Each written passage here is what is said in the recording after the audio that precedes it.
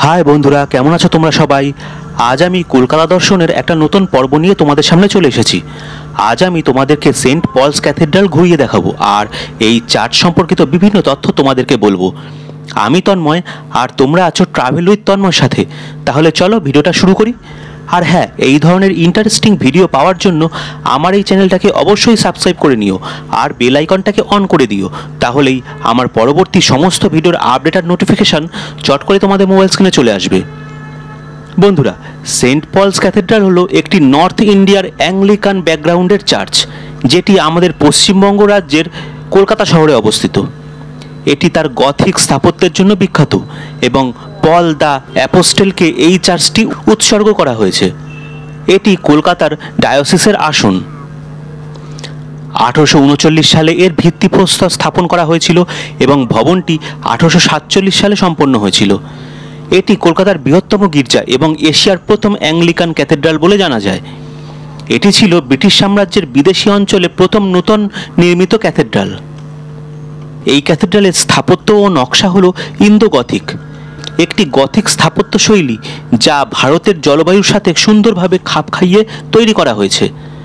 1897 সালের ভূমিকম্প এবং পরবর্তী 1934 সালের ব্যাপক ভূমিকম্পের পরে যখন কলকাতা যথেষ্ট ক্ষতির সম্মুখীন হয়, তখন এই ক্যাথেড্রালটি একটি সংশোধিত নকশায় পুনর্গঠিত হয়। ক্যাথেড্রাল কমপ্লেক্সে একটি লাইব্রেরি রয়েছে যা পশ্চিম দিকের বারান্দায় অবস্থিত এবং এখানে প্লাস্টিক শিল্পের ফর্ম এবং স্মৃতিচিহ্নের প্রদর্শনও রয়েছে। ক্যাথেড্রালের প্রতিষ্ঠাতা বিশপ ড্যানিয়েল উইলসন ছাড়াও গির্জায় অন্য উল্লেখযোগ্য সমাধিগুলি হল জন প্যাক্সটন নরম্যানের সমাধি।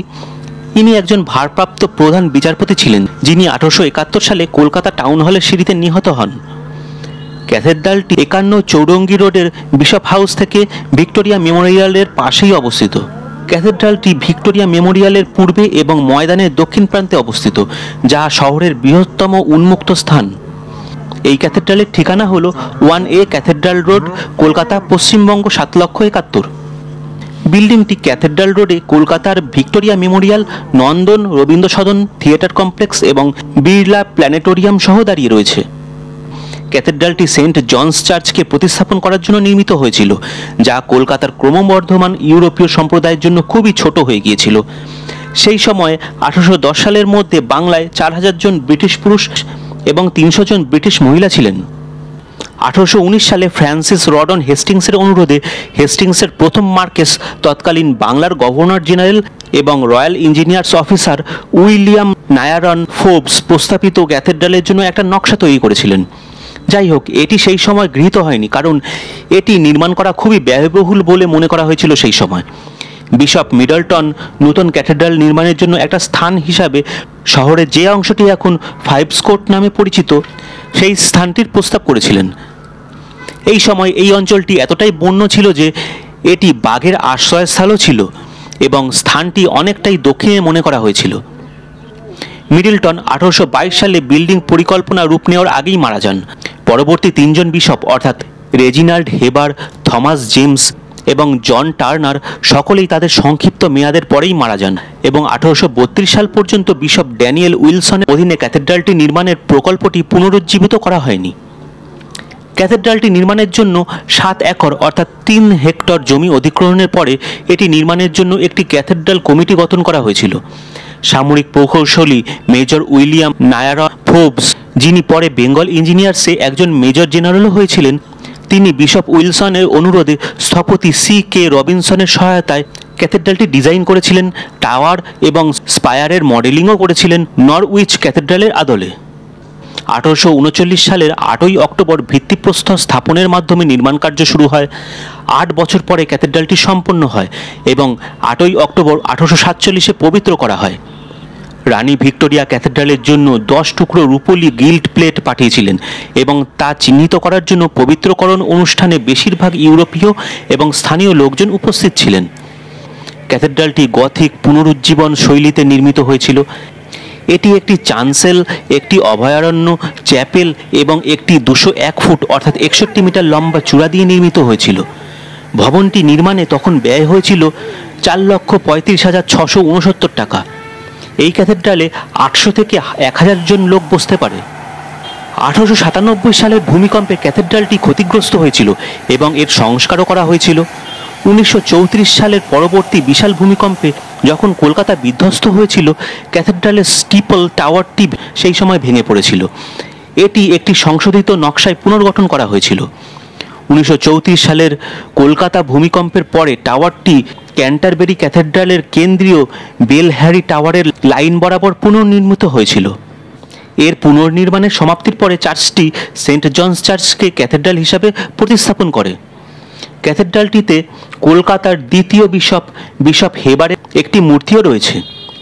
মূর্তিটি ফ্রান্সিস লেগাট চ্যান্ট্রের দ্বারা ভাস্কর্য করা হয়েছিল। রাস্তার ওপারে বিশপের বাড়িটিও স্থাপত্যের দিক দিয়ে উল্লেখযোগ্য। ক্যাথেড্রালটি একটি নির্মল এবং শান্তিপূর্ণ পরিবেশে ভালোভাবে রক্ষণাবেক্ষণ করা হয়। সব ধর্মীয় সম্প্রদায়ের মানুষ গির্জা পরিদর্শন করতে পারেন। সেবা নিয়মিত অনুষ্ঠিত হয়। ক্রিসমাস হলো এখানকার একটি বিশেষ উপলক্ষ, যখন বিপুল সংখ্যক লোক উৎসবে অংশ নিতে এখানে একত্রিত হন। ইম্পেরিয়াল গেজেটিয়ার ক্যাথেড্রালের স্থাপত্য নকশাকে ইন্দো গথিক হিসাবে সংজ্ঞায়িত করেছে, যার অর্থ ভারতের জলবায়ুর পরিস্থিতির সাথে মিলিত হওয়ার জন্য নির্মিত একটি গথিক স্থাপত্য শৈলী। এটিকে ভারতীয় জলবায়ুর প্রয়োজনীয়তার সাথে অভিযোজিত একটি নকল গথিকও বলা হতো। ক্যাথেড্রালের নকশা গথিক পুনরুজ্জীবন শৈলী নামেও পরিচিত। এখানে 3টি দাগযুক্ত কাচের জানালা এবং ফ্লোরেন্টাইন রেনেসাঁ শৈলীতে 2টি ফ্রেস্কো আছে। এর ওয়েস্ট উইন্ডোটি স্যার এডওয়ার্ড বার্ন জোন্সের ডিজাইনে মরিস অ্যান্ড কোম্পানি দ্বারা তৈরি করা হয়েছিল। ক্যাথেড্রালের মূল অংশটি 247 ফুট অর্থাৎ 75 মিটার দীর্ঘ এবং এর প্রস্থ হল 81 ফুট অর্থাৎ 25 মিটার।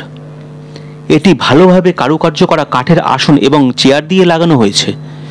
কেন্দ্রীয় চূড়াটি 201 ফুট অর্থাৎ 61 মিটার উঁচু এবং যে টাওয়ারটির উপর এটি দাঁড়িয়ে আছে সেটি বর্গাকার এবং 12 শতকের ক্যান্টারবেরি ক্যাথেড্রাল ইংল্যান্ডের আদলে তৈরি করা হয়েছিল। টাওয়ারটিতে 5টি ঘড়ি লাগানো ছিল, যার প্রতিটির ওজন প্রায় 3 টন। পশ্চিম দিকের দাগযুক্ত কাচের জানালাগুলো ছিল স্যার এডওয়ার্ড বার্ন জোন্সের সৃষ্টি, যিনি প্রাক রাফেলাইট মাস্টার। এগুলি অর্ধনিমজ্জিত খিলানে লাগানো ছিল। এগুলি 1880 সালে আন্দামান দ্বীপপুঞ্জে হত্যা করা লর্ড মায়োরের স্মরণে ডিজাইন করা হয়েছিল। 1847 সালে সম্পন্ন হওয়া এই পুরো ক্যাথেড্রালটিকে ইংল্যান্ডের নরউইচ ক্যাথেড্রালের সাথে তুলনা করা হয়। এর পূর্ব দিকের জানালাটি যেখানে আসল দাগযুক্ত কাচ ছিল, সেটি 1964 সালে একটি ঘূর্ণিঝড়ের দ্বারা ধ্বংস হয়ে যায়। এটি 1968 সালে একটি নূতন জানালা দিয়ে প্রতিস্থাপিত হয়। ক্যাথেড্রালের ছাদ, যেটি নির্মিত হওয়ার সময় সবচেয়ে বড় আকারের ছিল, বর্তমানে এটি একটি অগভীর বক্ররেখার আকারে রয়েছে। গথিক ট্রেজারি দিয়ে সজ্জিত এর খিলানটি লোহার কাঠামোর উপর দাঁড়িয়ে। ক্যাথেড্রালের মূল অংশটি তার পাশে কোনো স্তম্ভ পরিবেষ্টিত করিডর ছাড়াই প্রশস্তভাবে নির্মিত। ক্যাথেড্রাল নির্মাণের জন্য ব্যবহার করা হয়েছিল এক প্রকার বিশেষ ধরনের ইট, যা ওজনে ছিল হালকা এবং এগুলির ভালো সংকোচনেরও শক্তি ছিল। এখানে ব্যবহৃত আশলারগুলি ছিল চুনা পাথরের। ক্যাথেড্রালের বাহ্যিক এবং অভ্যন্তরীণ পৃষ্ঠগুলি চুনা প্লাস্টার দিয়ে প্লাস্টার করা হয়েছিল। ক্যাথেড্রালের অভ্যন্তরে অনেকগুলি প্লাস্টিকের শিল্প ফর্ম এবং স্মৃতিচিহ্নের প্রদর্শন রয়েছে।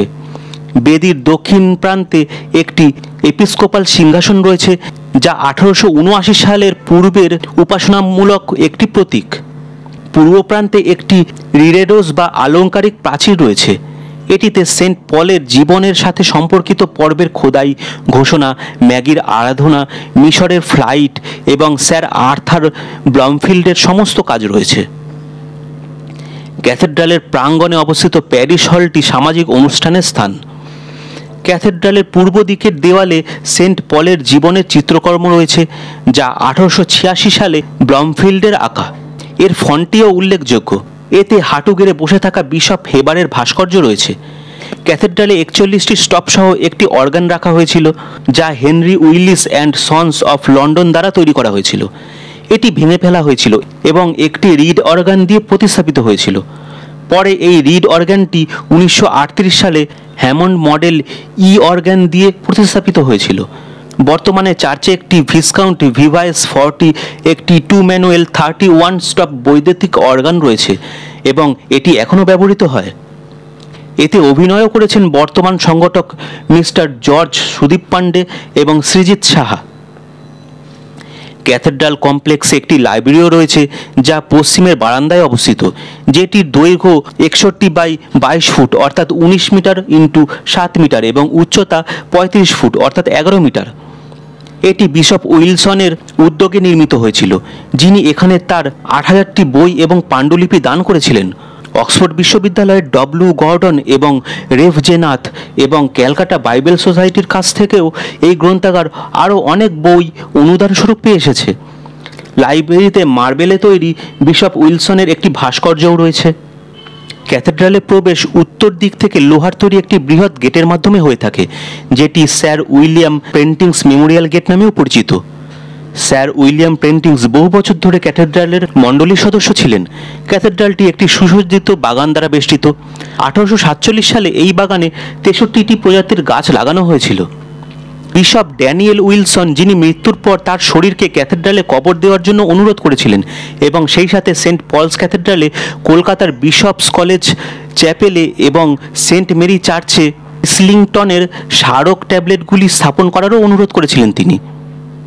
ক্যাথেড্রালে একটি ভূগর্ভস্থ চেম্বারও আছে, যেখানে রানী ভিক্টোরিয়া কর্তৃক বিশপ ড্যানিয়েল উইলসনকে প্রদত্ত একটি ফলকও প্রদর্শন করা হয়েছে।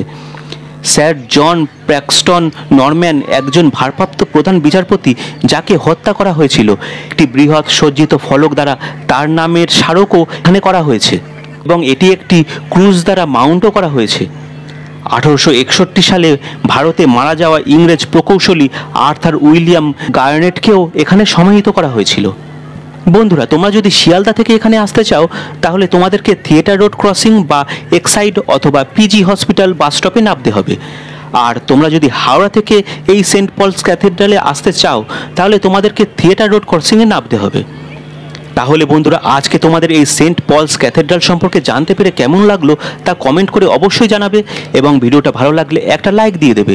আর এই ভিডিওটা তোমরা তোমাদের প্রিয়জন এবং বন্ধুবান্ধবদের মধ্যে শেয়ার করে দেবে, যাতে তারাও এই সেন্ট পলস ক্যাথেড্রাল সম্পর্কে জানতে পারে। আজকের ভিডিওটা আমি এখানেই শেষ করলাম। পরবর্তী দিনে আমি কলকাতা দর্শনের আরও নতুন নতুন অনেক ভিডিও নিয়ে তোমাদের সামনে চলে আসব। সুস্থ থাকবে, ভালো থাকবে, টাটা।